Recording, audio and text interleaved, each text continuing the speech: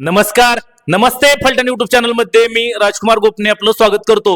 फलटण तालुक्यातील 102 ग्रामपंचायतींची रणधुमाळी काही दिवसातच सुरू होणार असल्याच्या पार्श्वभूमीवरती आपण वेगवेगळ्या ग्रामपंचायतींचा आढावा घेणार आहोत.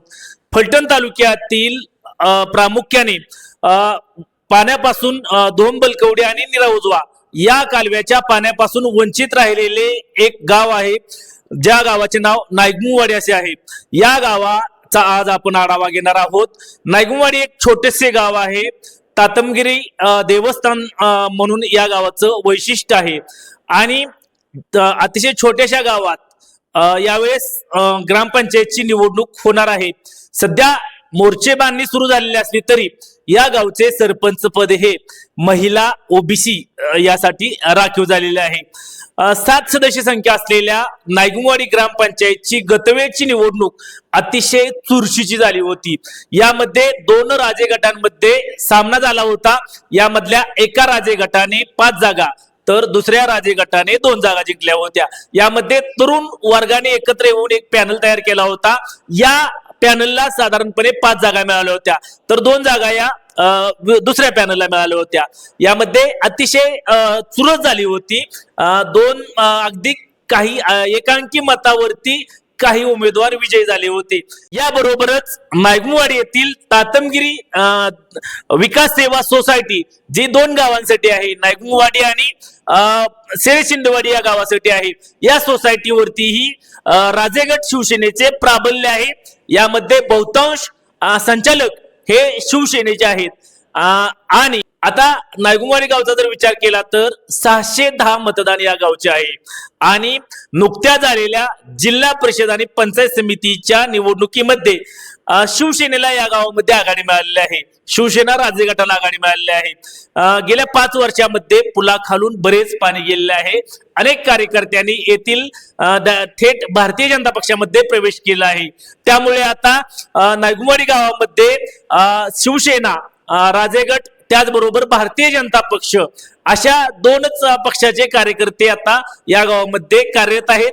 आणि दुसरी गोष्ट, गेल्या वर्षी एकत्र आलेली तरुण पिढी आता या थोडेसे मतदान असल्यामुळे येथील थेट मतदारांपर्यंत कार्यकर्त्यांचा संपर्क राहत असतो. यामुळे येथील निवडणूक प्रत्येक वेळेस चुरशीची होती. या गावच्या जर शिवसेना राजे गटाचे नेतृत्व प्रामुख्याने शामराव चव्हाण त्याचबरोबर उदयशिव खुसपे हे करीत आहेत, तर भारतीय जनता पक्षाच्या गटाचे नेतृत्व चंद्रकांत चव्हाण त्याचबरोबर यशवंत कारंडे, निवृत्ती खुसपे त्याचबरोबर भानुदास धमाळ हे या ठिकाणी बीजेपीचं नेतृत्व करत आहेत.